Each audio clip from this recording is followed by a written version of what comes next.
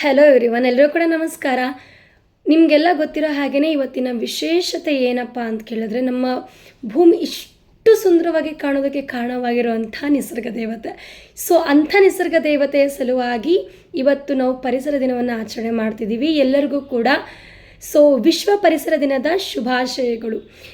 ಎಷ್ಟು ಬ್ಯೂಟಿಫುಲ್ ಆಗಿರುವಂಥ ಲೈನ್ಸ್ಗಳನ್ನು ಬರೆದಿದ್ದಾರೆ ಅಂತ ಹೇಳಿದ್ರೆ, ಬೆಟ್ಟದ ತುದಿಯಲ್ಲಿ ಹುಟ್ಟಿದ ವೃಕ್ಷಕ್ಕೆ ಕಟ್ಟೆಯನ್ನು ಕಟ್ಟಿ ನೀರೆರೆದವರಾರು, ಅಡವಿಯೊಳಗಾಡುವ ಮೃಗ ಪಕ್ಷಿಗಳಿಗೆ ಅಡಿಗಡಿಗೆ ಆಹಾರವನಿತ್ತವರಾರೋ, ನವಿಲಿಗೆ ಚಿತ್ರ ಬರೆದವರಾರೋ, ಪವಲತೆಗೆ ಬಣ್ಣವನಿತ್ತವರಾರು, ಕಲ್ಲಿನಲ್ಲಿ ಹುಟ್ಟಿತ ಕೂಗುವ ಕಪ್ಪೆಗೆ ಅಲ್ಲಲ್ಲಿ ಆಹಾರವನಿತ್ತವರಾರೋ ಅಂತ.